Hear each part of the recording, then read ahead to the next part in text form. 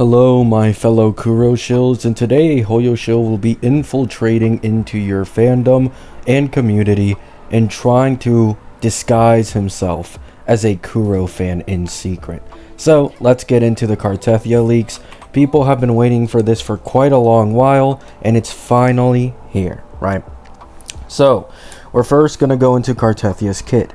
By the way, everything here is going to be at level 10, so keep that in mind.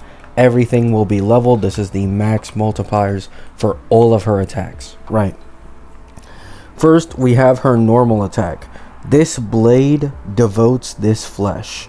Perform a 4-hit animo damage combo, and all hints count as wind erosion damage. Hit 4 bonus, applies 2 wind erosion stacks, and summons 1 divine sword phantom. So yes, Cartethyia does apply her own arrow erosion, however, we'll get into it later, right? Charged attack, consumes stamina to thrust, dealing animo damage, counts as normal attack / wind erosion damage, applies 2 wind erosion stacks, and summons 1 heterodox sword phantom. Next, we have the plunging attack, retrieves all sword phantoms on field, enhancing damage / range based on types collected.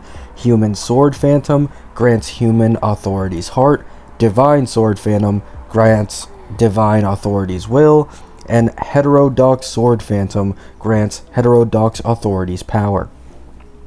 Next, we go into dodge counter. After dodging, press normal attack to strike, briefly suspending enemies and dealing animo / wind erosion damage.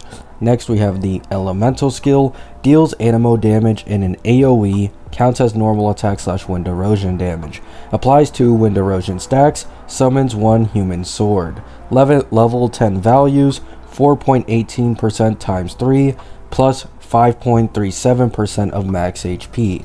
So yes, this is not an attack scaler, this is an HP scaler. No EOG and no static mist on Chacona. Next, we go into Elemental Burst Storm's Wrath. Transforms into Freudelis, consuming 50% of current HP to enter Manifestation for a 12-second timer, plus 60% animo damage bonus, a new combat mode with 5-hit normal attack combo and 3-hit aerial attacks, and generates resolve per hit to a max of 120. At 120 resolve, heals 70% of max health, deals massive animo damage, scales plus 20% per wind erosion stack to a max of 100%. Next, we have Elemental Burst. Transform. Oh wait, my bad. I read the same thing, sorry. Next, we have the level 10 values for the burst, being 16.93% of HP times 7, 33.85% times 7 of max health. Next, we go into Freudelis' combat mode. Normal / charge / plunging attacks generate resolve. Enhanced abilities, human authority's heart, 4th normal attack slows enemies plus aerial stagger resistance, divine authority's will, minus 50% wind erosion trigger interval, plus 50% wind erosion damage, and heterodox authority's power instantly triggers wind erosion and consumes a arrow erosion stack. After this, we have her passives, Ode Woven by Heart.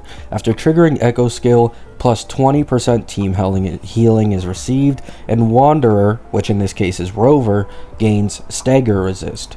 Next is Wind Etched Erosion, plus 10% damage per wind erosion stack on target, max plus 60%. So you want Arrow Rover on this team, because Arrow Rover increased the max amount of arrow erosion stacks you can have on the team from 3 to 6, right? Unless, right, we'll get into something later, right, unless you do something else. And her key stats at level 10 are 12% bonus HP and 8% crit rate bonus. After this, we go into the sequences. Get ready, okay? These are some juicy ass sequences, right? The first sequence is Crowned by Fate. Freudelis' 5th normal attack second plunging attack, enhanced charge attack, and resonance skill record the highest wind erosion stacks on a target and copy them to all hit enemies. Defeating enemies with wind erosion grants gathered will for 10 seconds, preserving the highest stack count. The next attack applies that count up to the target's max stacks, and then clears gathered will with a 1 second cooldown. At 30, 60, 90, or 120 termination, Freudelis gains 20% crit damage for each threshold. 15 seconds non-refreshing. This effect is cleared after using Resonance Liberation, Roaring Tidal Gale Blade. So, yeah. This just makes her, a whimpering waste god, basically. Makes keeping up the arrow erosion stacks a lot easier, and an 80% crit damage bonus if you can get 120 determination. So, I think it's a pretty good S1, right? However, the S2, in my opinion, get ready for this one, right? Severing Blades with the Tide. After Resonance Liberation, Freudelis increases the max wind erosion stacks by 3 in an AoE. Oh yeah, in an AoE applies 3 stacks and instantly triggers 1 wind arrow erosion proc.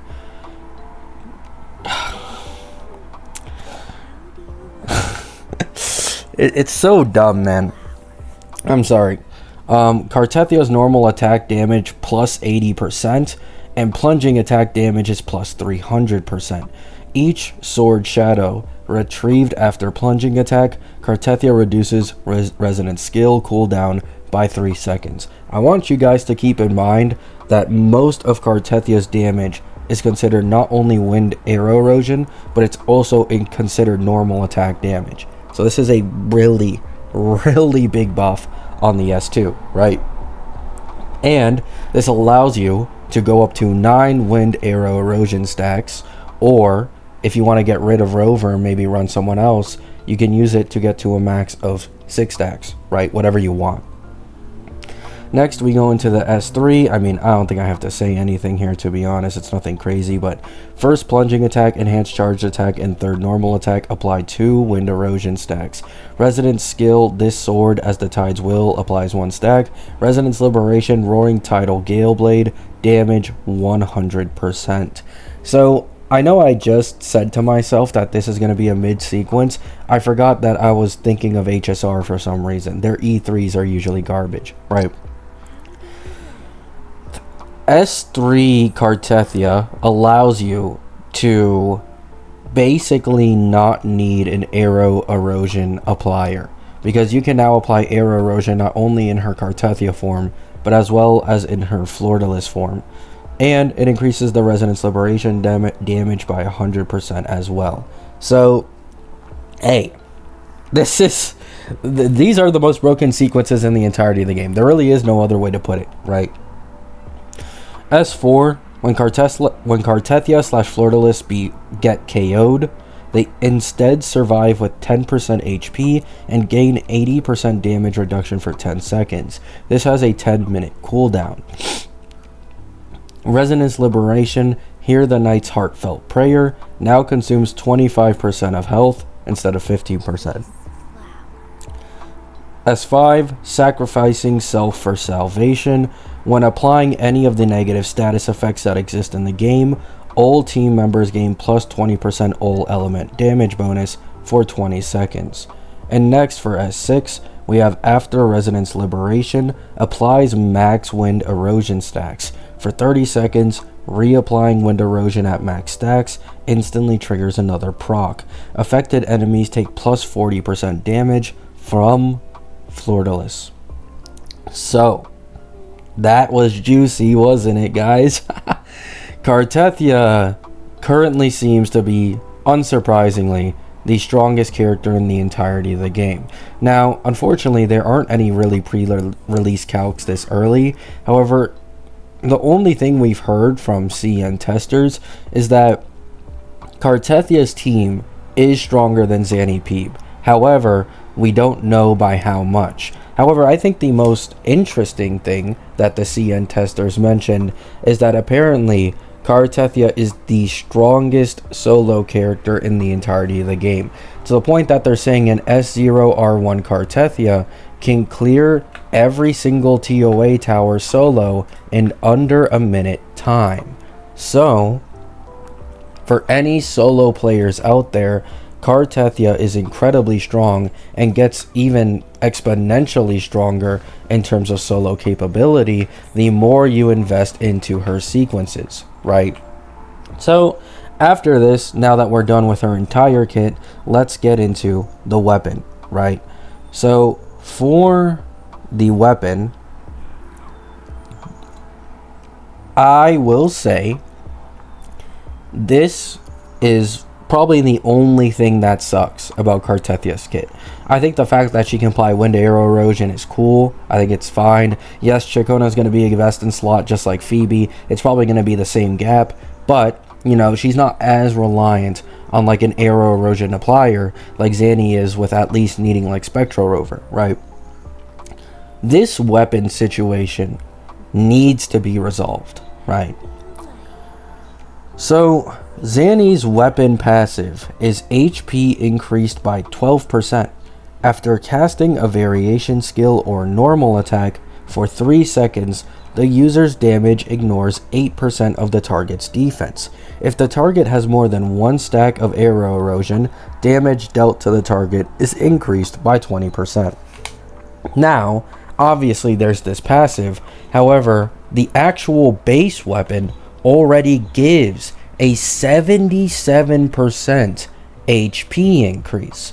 So, as I think I said in the beginning of the video, Static Mist is cooked for Cartethyia, right? The attack bonus that you get for the next Resonator going into is useless for Cartethyia because this is an HP scaling unit. And her signature weapon, I just don't see any free-to-play options coming anywhere near the level of her signature. But, right, I'm not here to doom, because it is only V1.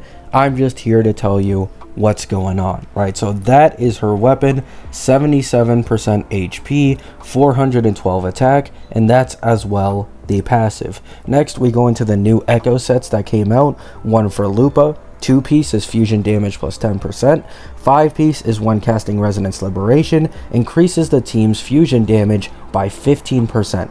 And Resonance Liberation by 20% for 30 seconds. And next, we have a new Echo set for Cartethyia, arrow damage plus 10%, and the 5-piece is when there is an enemy with arrow erosion, increases crit rate by 10%, and arrow damage is increased by 30% for 10 seconds, right? After this, the last, small leak is that Prolova plus Buling are going to release in 2.5. Now, apparently Buling is leaked to, be a woman. So, yep, any, men copers, unfortunately, you're going to have to wait a little longer. Love you all. Hope you have a great day. Hope you have a great night. Peace out.